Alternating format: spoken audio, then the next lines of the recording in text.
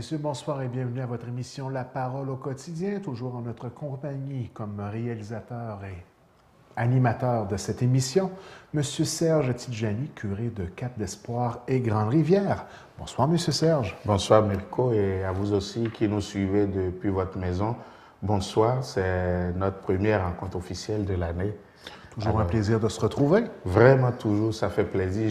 Je dirais même que ça commençait à me manquer. Oui, on est toujours content de revenir dans les foyers des gens qui nous écoutent Bien sûr. Religieusement chaque semaine. Bien sûr. Et puis, merci pour les quelques échos qu'on a quelquefois.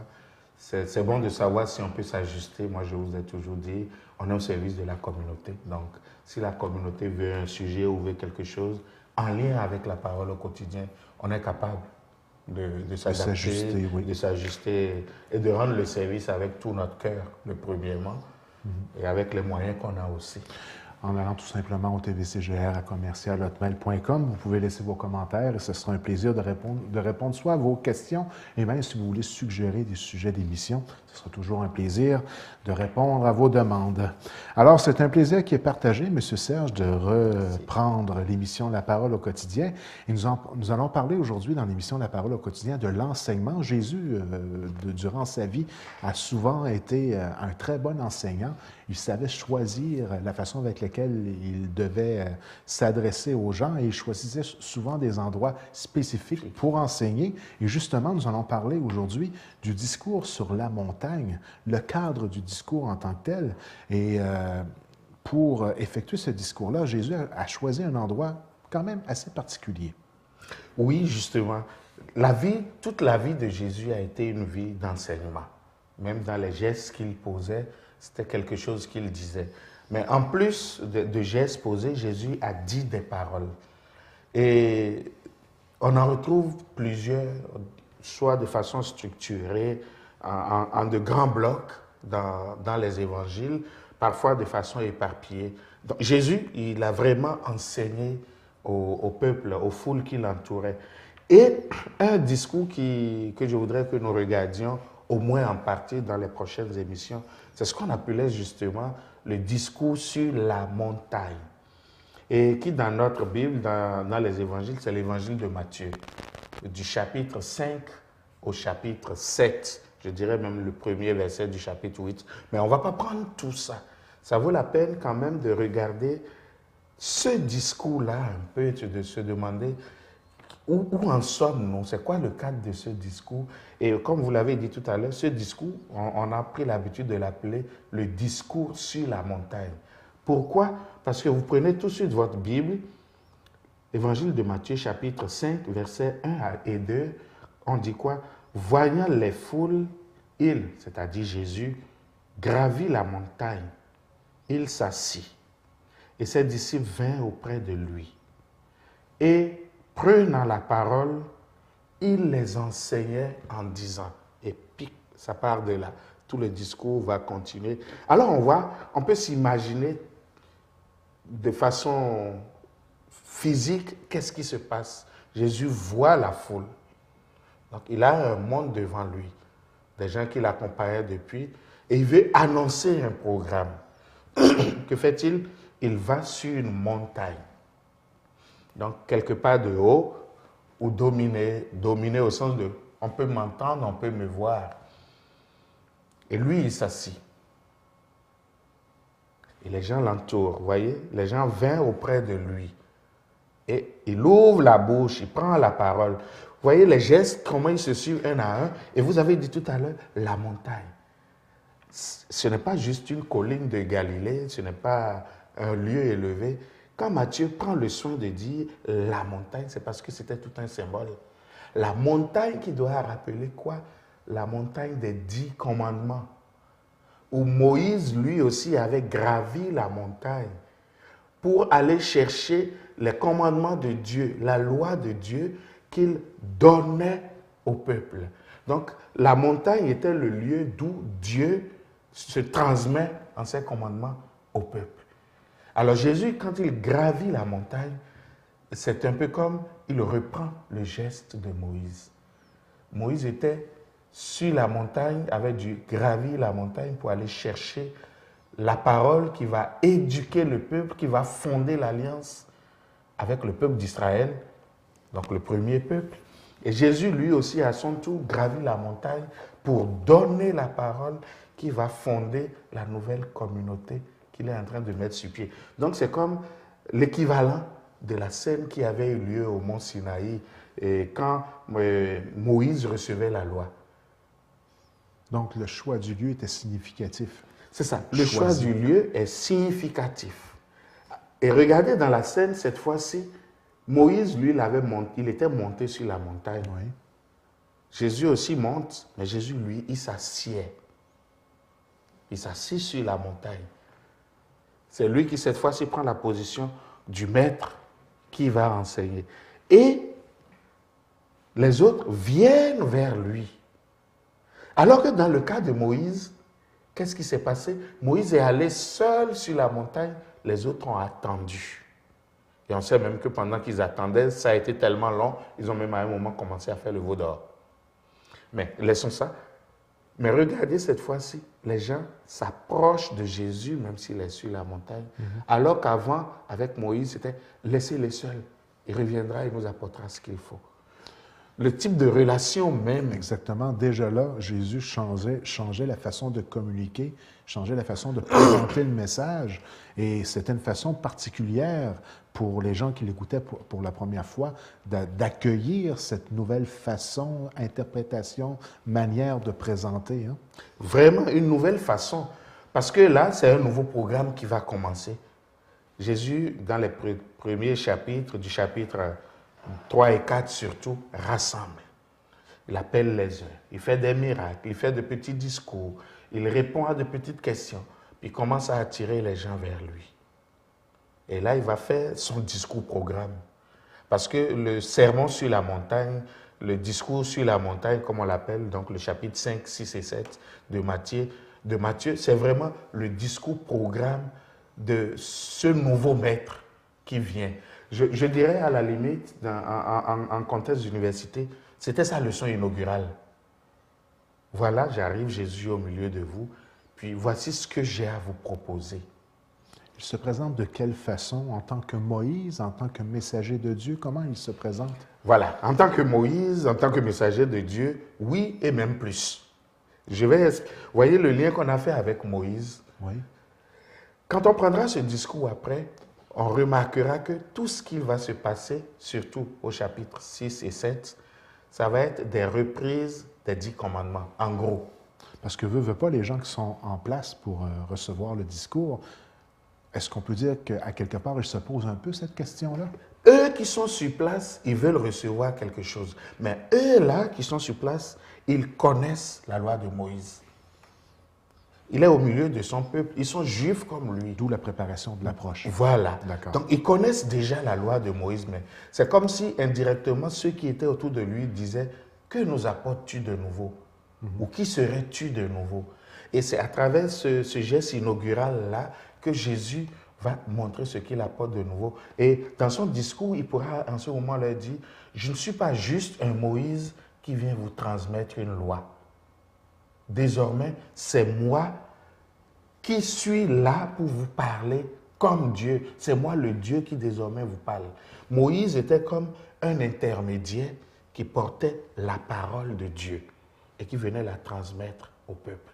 Jésus va plus loin. Je ne suis pas juste un intermédiaire. C'est déjà beau de croire que Jésus, c'est le nouveau Moïse dans son enseignement. Mais Jésus dit, je ne suis pas seulement quelqu'un qui vous apporte la parole d'un autre. Je suis moi-même cette parole qui s'apporte. Et en ce moment, Jésus n'est plus seulement Moïse, il n'est plus seulement un messager, il est Dieu lui-même qui désormais enseigne à son peuple. Et ça a un sens même dans la Bible, parce que dans l'Ancien Testament, c'était déjà annoncé en parlant du nouveau peuple de Dieu, ils seront instruits par Dieu lui-même. Message fort. Message fort. Alors, aujourd'hui s'accomplit ce qui était promis. Dieu est désormais là avec vous, devant vous, assis, au milieu de vous, sur la montagne, et ouvre la bouche. Il ne passe plus par un prophète, il ne passe plus par un intermédiaire. Il est là, la proximité d'un Dieu qui ne se contente plus d'intermédiaire, mais qui est capable de venir direct à nous, dans la personne de Jésus. Voilà le contexte.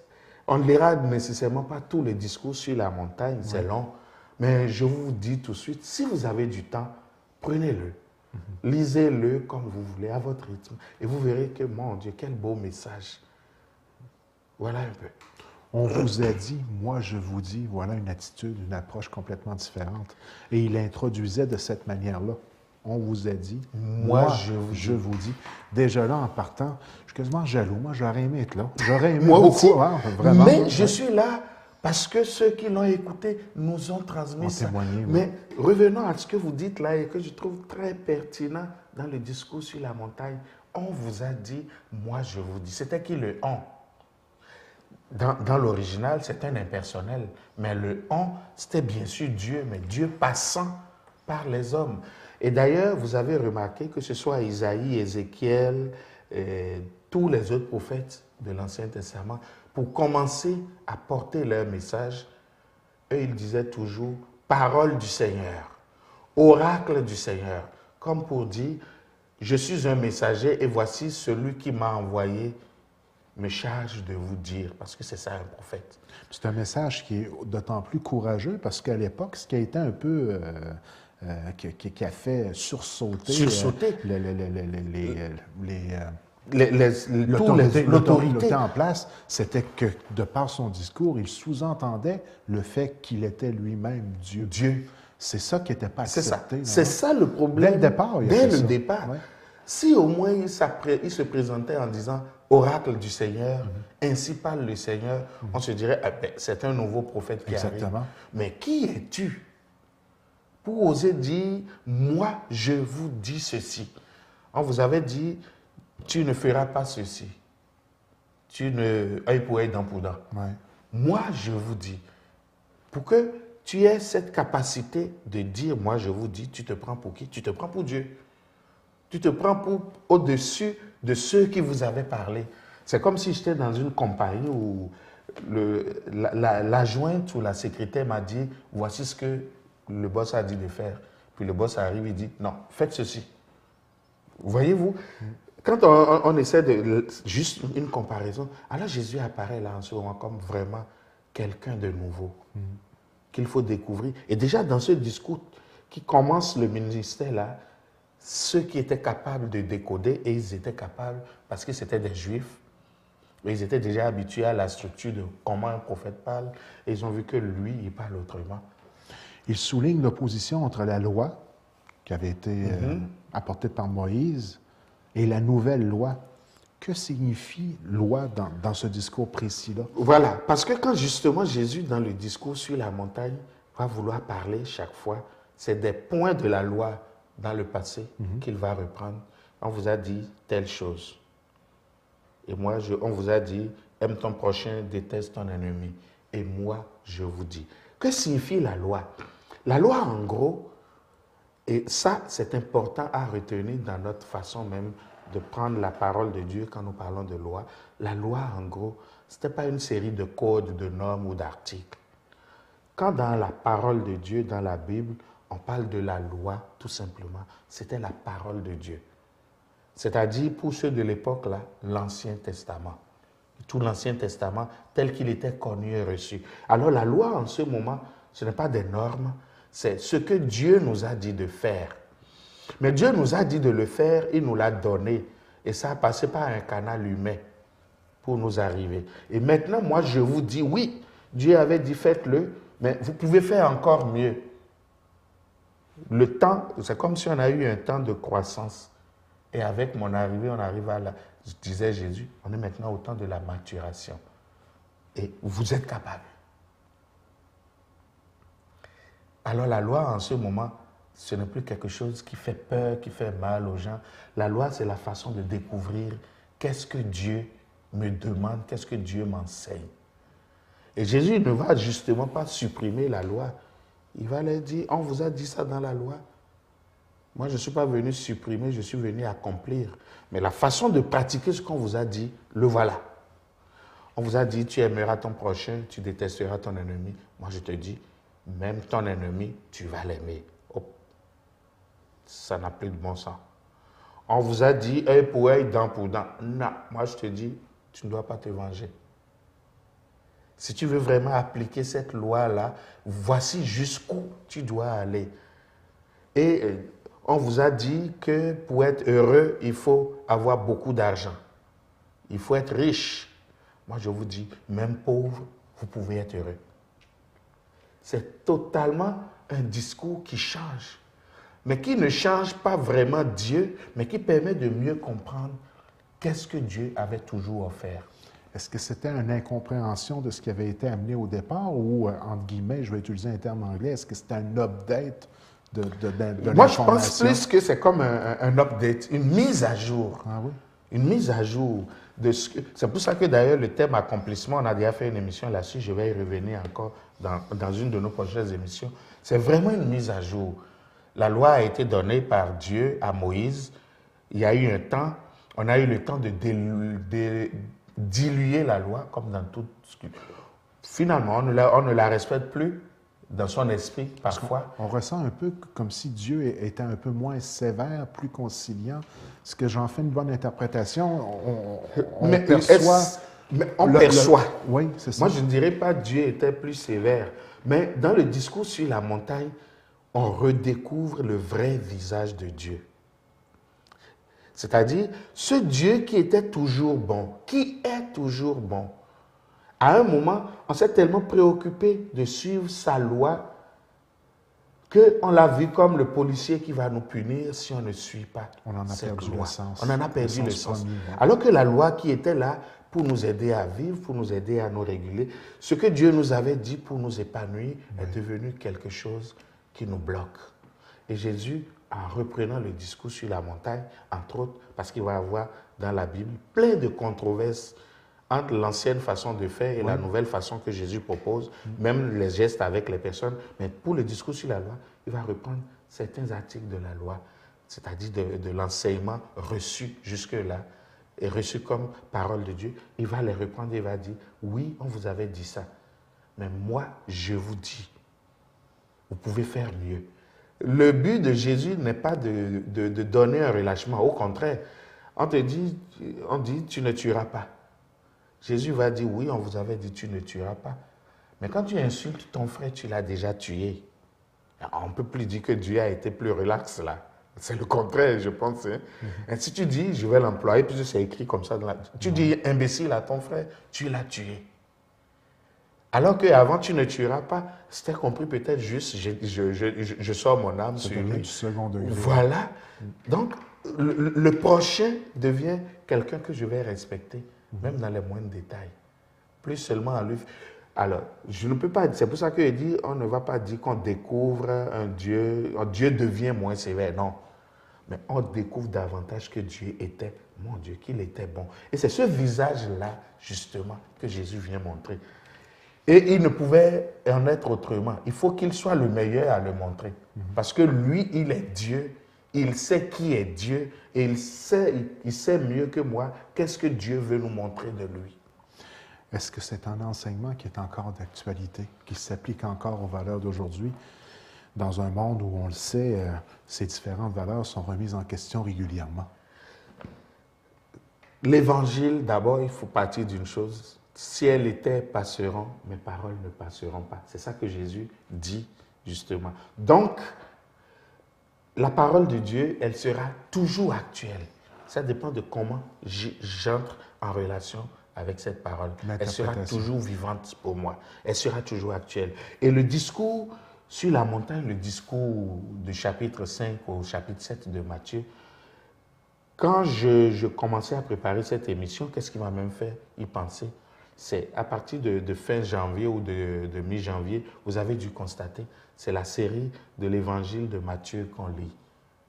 Et en ce moment-ci, on est en train de passer justement sur les tests du discours sur la montagne. Puis je me suis dit, ça vaut la peine, en dehors d'un cadre d'une prédication de dimanche, de reprendre tout dans son ensemble et de se dire, quel est l'esprit qui est à la base du discours sur la montagne? Jésus arrive. Il ne se contente plus d'être un simple messager. Pas que les autres messagers n'avaient pas de mérite. Il arrive Et non seulement il est le messager, mais il est aussi la parole du message. Les autres prophètes avaient le prophète et la parole. Donc, je dirais une diffusion. Le prophète portait la parole au nom de Dieu. Jésus, dans l'évangile de Matthieu, dans le discours sur la montagne, ce n'est plus un prophète qui apporte une parole, c'est Dieu lui-même qui vient parler à son peuple. Et dit, voici le programme que je vous donne pour le nouveau monde que je crée, pour la nouvelle communauté que je mets sur pied. Et ce programme était donné à des gens qui avaient déjà la foi juive et qui, dans leur tête et leur cœur, peuvent interpréter que, tiens, Dieu nous fait faire un pas de plus pour être meilleurs. Alors, en conclusion pour cette semaine, qu'est-ce qu'on doit retenir de l'enseignement d'aujourd'hui, de cette façon d'interpréter? Quelle réflexion on se doit de faire par rapport à ce qui a été présenté dans l'émission d'aujourd'hui? Moi, je dirais tout simplement, comme dans le psaume 94, aujourd'hui, ne fermons pas notre cœur, mais écoutons la voix du Seigneur.